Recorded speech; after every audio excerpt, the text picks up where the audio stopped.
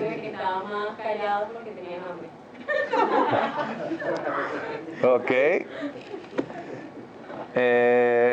Hernán, ¿qué? Okay. Creo que tenía que saberse quién iba a ser el traidor. Y qué mejor momento que cuando todos estaban reunidos y un momento antes de que fuera entregado, que se supiera que iba a ser entregado entre los suyos y que iba a ser entregado pronto. Entonces tenía que saberse. Muy bien, me gusta esa respuesta. Yo estoy de acuerdo. Yo creo que Jesús quiere mostrar que nada va a tomar él de sorpresa. Él está diciendo a ellos, porque él puede saber, yo sé lo que estaba pasando. Jesús estaba diciendo, bueno, yo quiero entender que estoy en control. Y hasta estoy diciéndote que entre ustedes, uno me va a traicionar. Y yo digo, uy, yo no. Entonces, vamos a buscar en 2 Corintios 13:5. 2 Corintios, capítulo 13, versículo 15. 2 Corintios 13, versículo 5. Thank you. Gracias. Dice así, examínese para ver si está en la fe. Pruébese a sí mismo. No se dan cuenta de que Jesucristo está entre ustedes, a menos que fracasen en la prueba. Entonces, Pablo está llamando a la iglesia a la importancia de hacer una autoexaminación.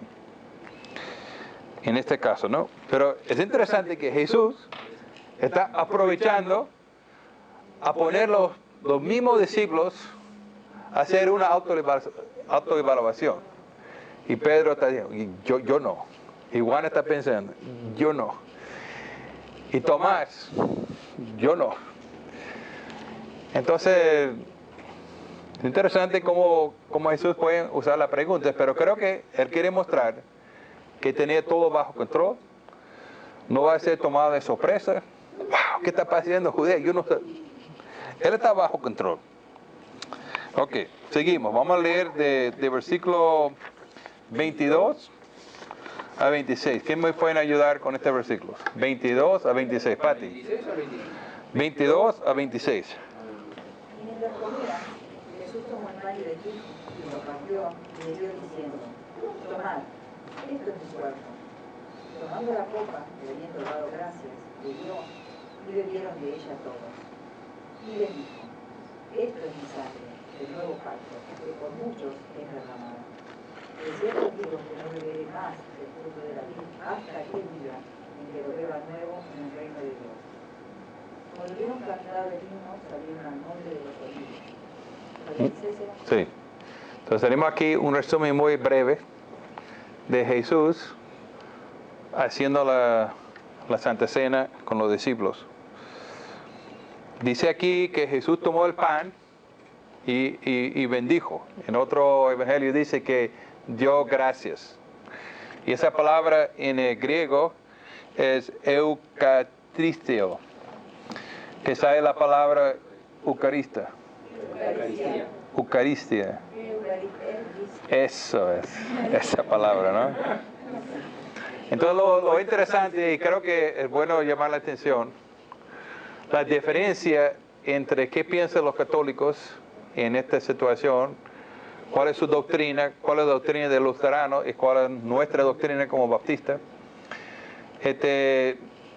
Los católicos dicen que cuando el pan está en la mano del sacerdote, se convierta en el cuerpo literal de Jesucristo. Ese se llama transustación. Entonces eso quiere decir que ya no es un pan, pero algo milagroso pase cuando está en manos del sacerdote. Pero lo interesante en este pasaje dice que Jesús estaba ahí presente, tomó el pan, ¿no? Entonces no tomó su propio cuerpo así, sino tomó el pan, que lo que entendemos en aquel tiempo era pan sin levadura, y dice que con el pan en su mano, es mi cuerpo. Ahora, Martín Lutero tenía dificultades pensando que el pan es actualmente el cuerpo de Cristo. Entonces, Martín Lutero decía que Jesús está dentro del pan. Que está el pan, pero también está Jesús. Porque él todavía no quería pensar como los católicos, pero también tenía miedo de quitar a Jesús del pan. Entonces, para entender el punto de vista del luterano, de Lutero, él pensaba como el pan es como una esponja. Entonces, dentro de la esponja hay agua. Pero esponja es esponja, pero dentro de la esponja pueden tener también agua. Entonces, así estaba el pan y Jesús en el mismo tiempo. Pero nosotros, como Iglesia Bautista, nosotros entendemos que el pan es algo simbólico. Está simbólico que tome ese pan en memoria de mí. Entonces, en la Iglesia Católica, ellos tenían 7 sacramentos. Entonces, un sacramento es una manera en que ellos pueden recibir gracias a través de aprovecharse de uno de estos sacramentos.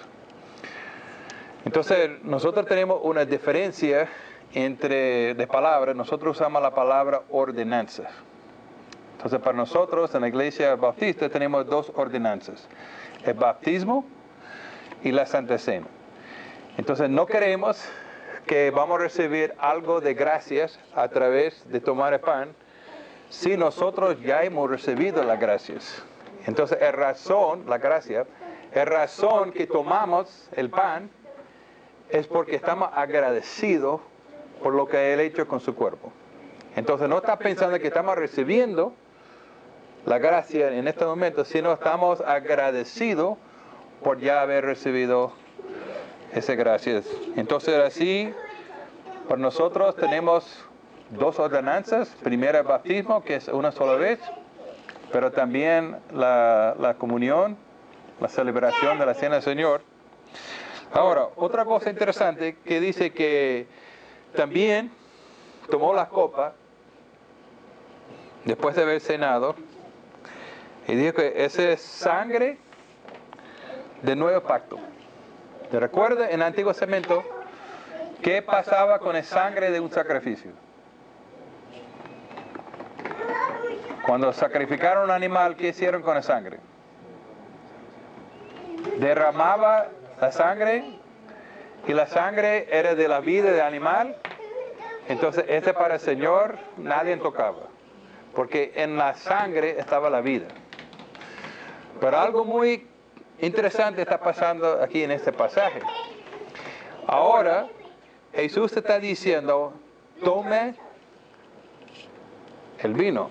Entonces, para un judío, la jugo de una uva era la sangre de una uva. Entonces está diciendo, toma este vino, que es el pacto, es sangre de mi pacto, en memoria de mí. Entonces, de este punto adelante, ahora nosotros tomamos el vino recordando del nuevo pacto. Porque ahora nosotros pudimos tener común con Dios.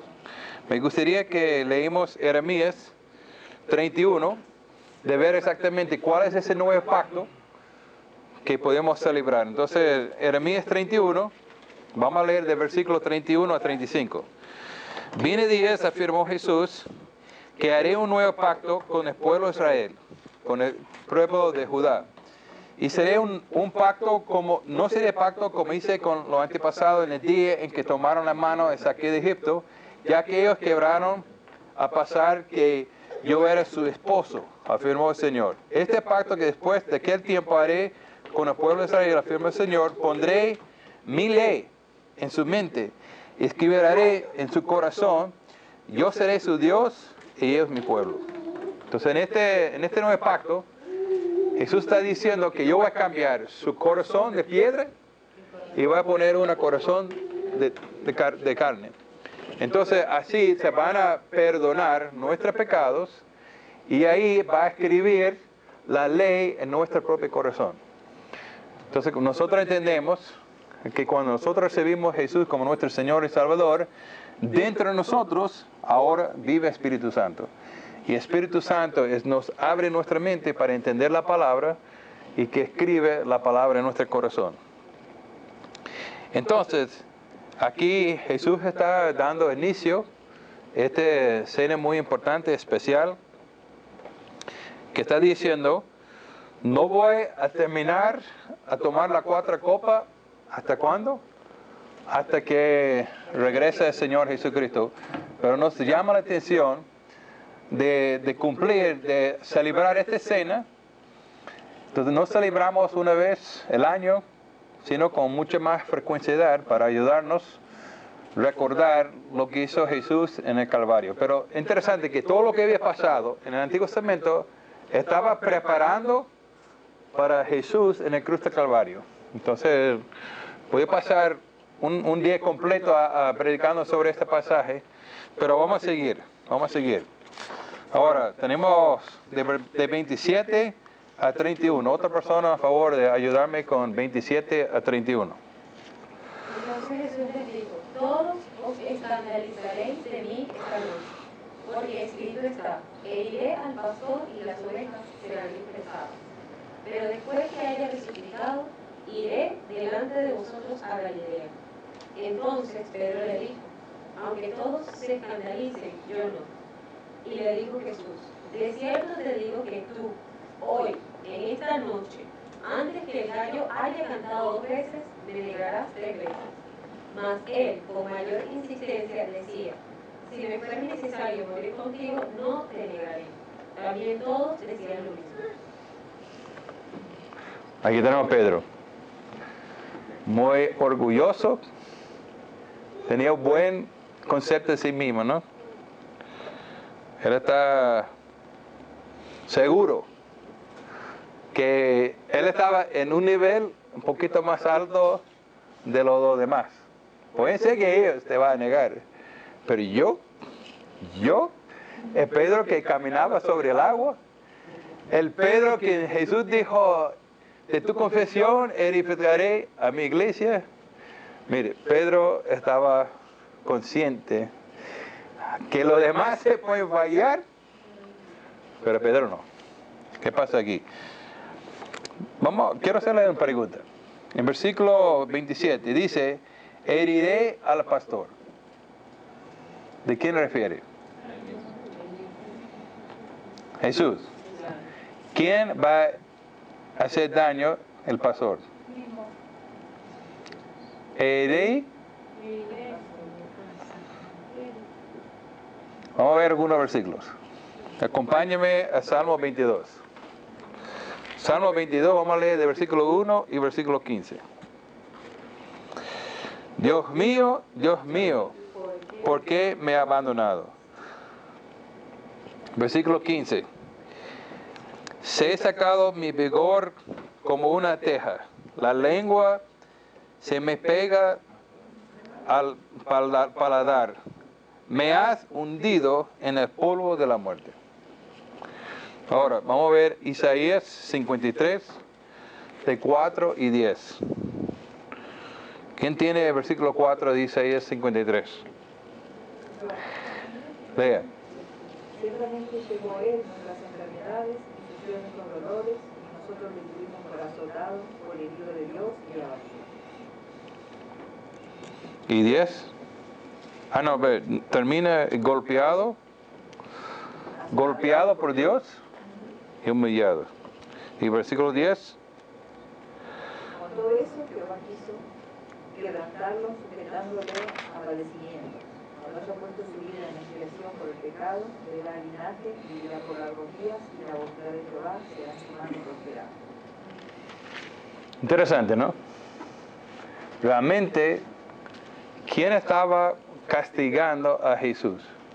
¿Quién iba a estar en control y dirigiendo todo ese castigo? El Padre. Entonces, va a ser muy interesante cuando vemos en el jardín Jesús orando a su Padre y sabiendo lo que venía de parte de su papá.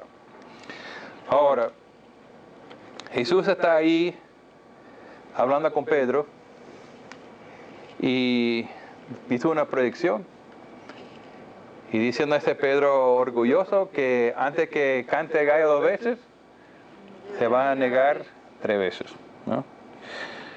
Pero es interesante que Jesús, junto con esta predicción, dio una promesa.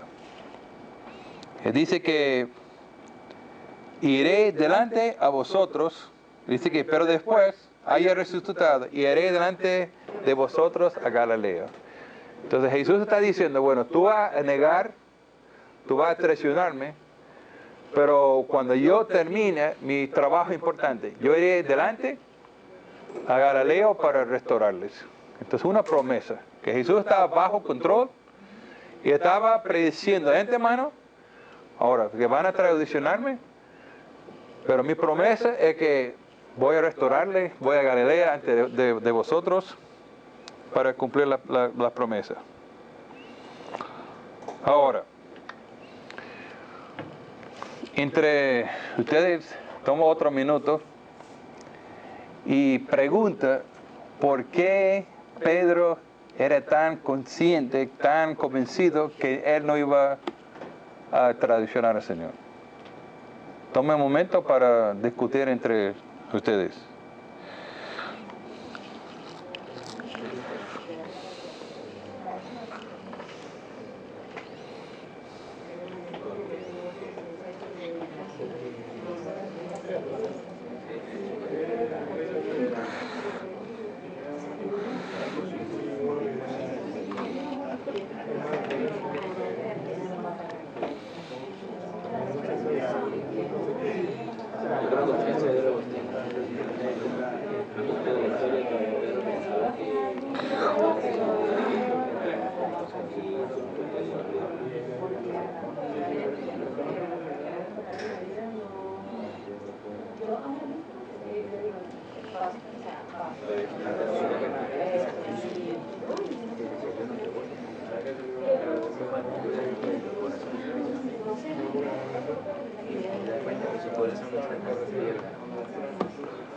¿Estamos listos?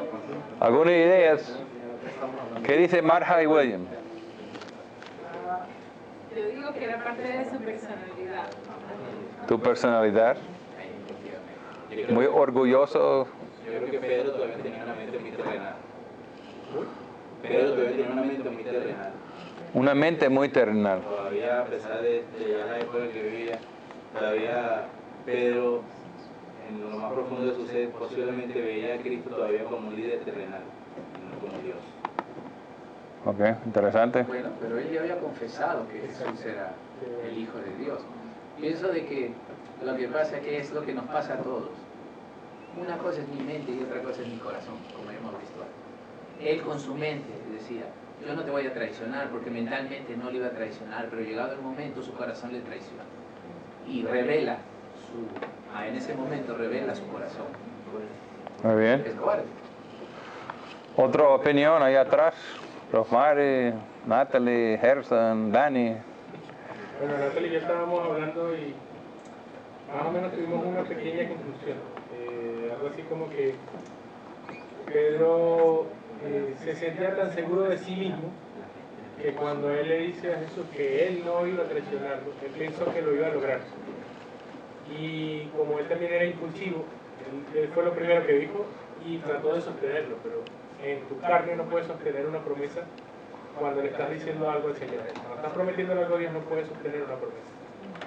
Vemos, Pedro, que la primera cosa que llega a su mente sale. Y una de las cosas que encontramos mientras discutíamos era que cuando le prometen algo al Señor bajo el Espíritu Santo es muy distinto a cuando no lo hace. Y justamente el Espíritu Santo no había venido sobre ellos, sino que después Jesús resucitó. Acompáñenme con 2 Timoteo 2:13. ¿Quién tiene 2 Timoteo 2:13? Si somos infieles, Él sigue siendo fiel, ya que no puede negarse a sí mismo. Cuando nosotros somos infiel, Él sigue fiel, porque no pueden negar a sí mismo. Qué bueno. Qué bueno que tenemos un Dios que aunque nosotros somos infiel, Él sigue manteniendo. Entonces, vemos aquí nuestro Salvador, nuestro Rey, sabiendo todo eso, está mostrando cómo Él tenía control. Sabía todo. Sabía todo. Dice, Pedro, tú vas a negarme antes que se cante el gallo. Se ve que Jesús tiene conocimiento de todos los detalles. Estaba en control. Qué gran Salvador. Bueno, seguimos.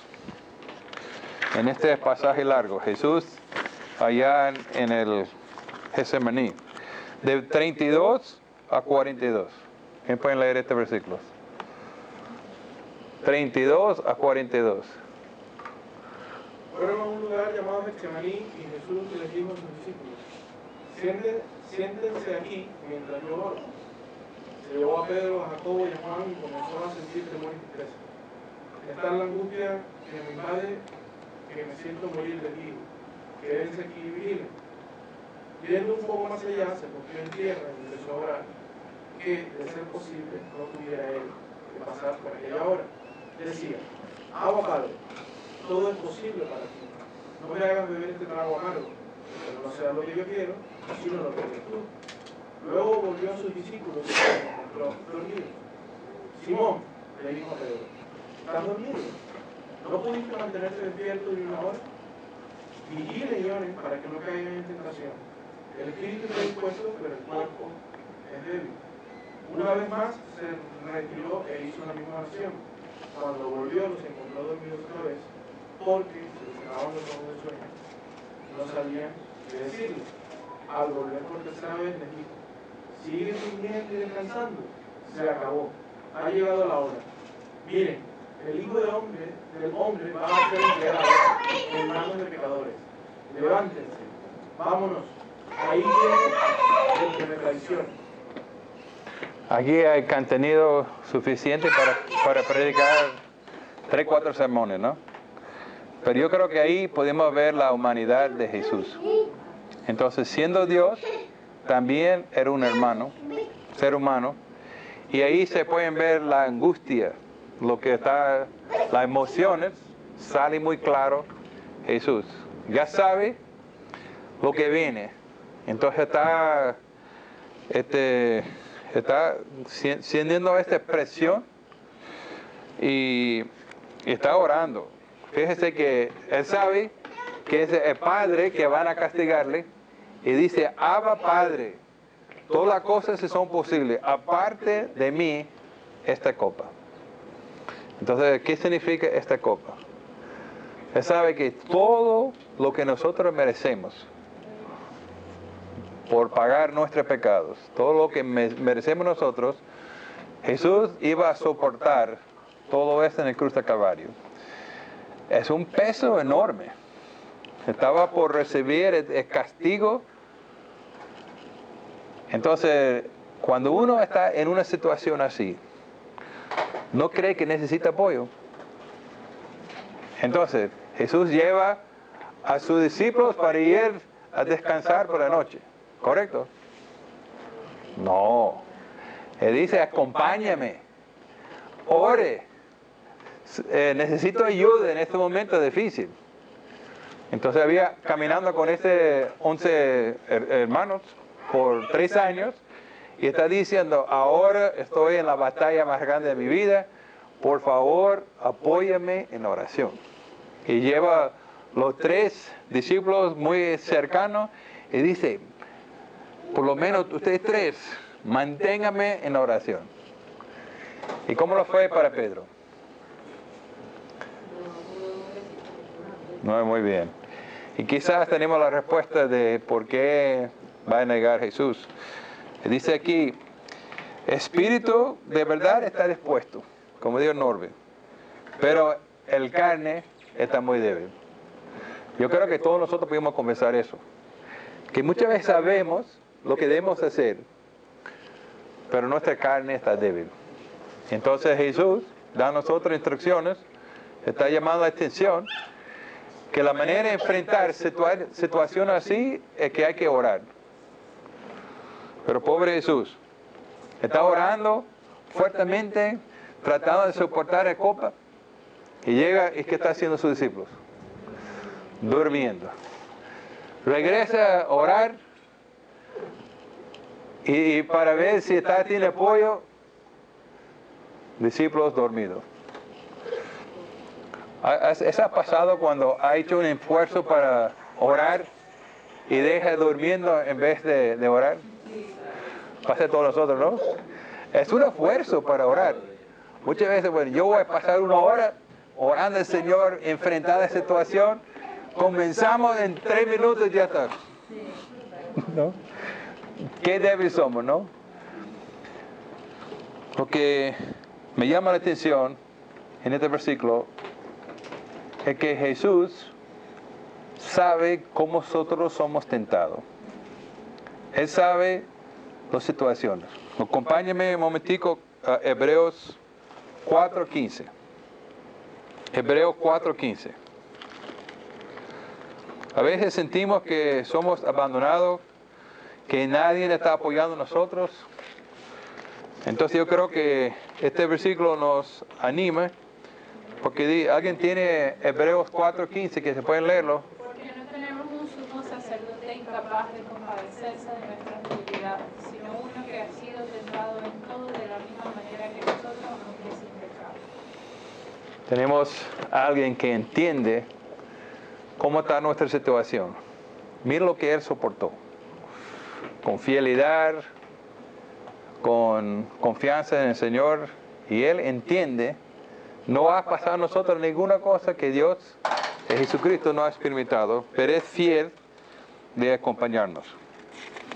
Siguiendo en la última fase de este largo pasaje que estamos estudiando, de 43 a 50.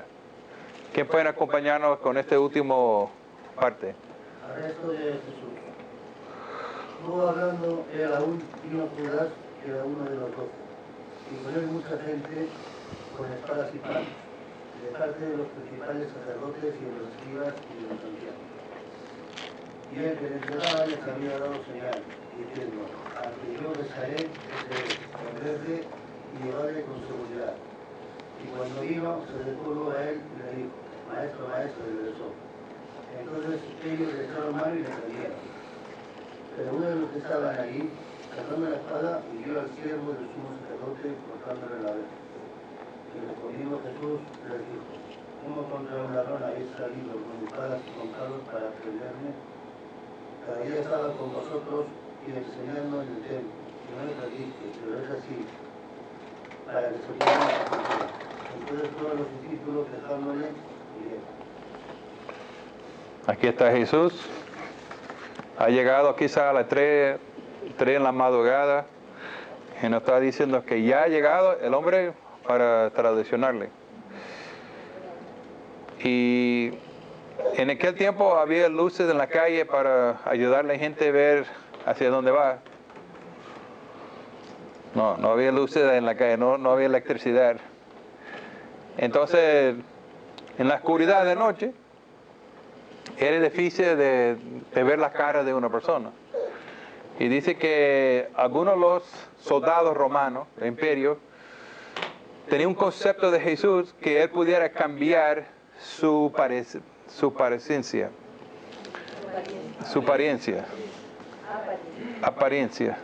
Gracias.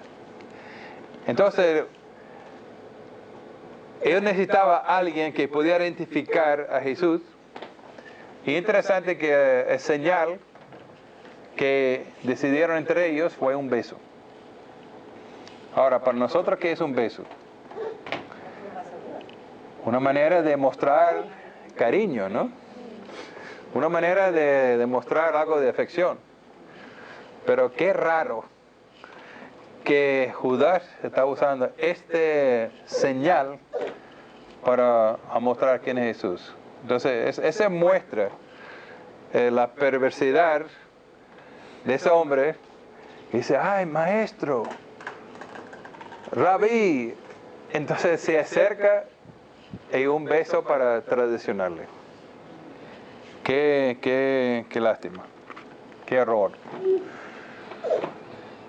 Y aquí, después de haber traicionado a Jesús, Me gusta lo que dice en el libro de Juan, en el capítulo 16, que ellos preguntaron, ¿tú eres de Cristo, de Jesucristo? Y él dijo, yo soy.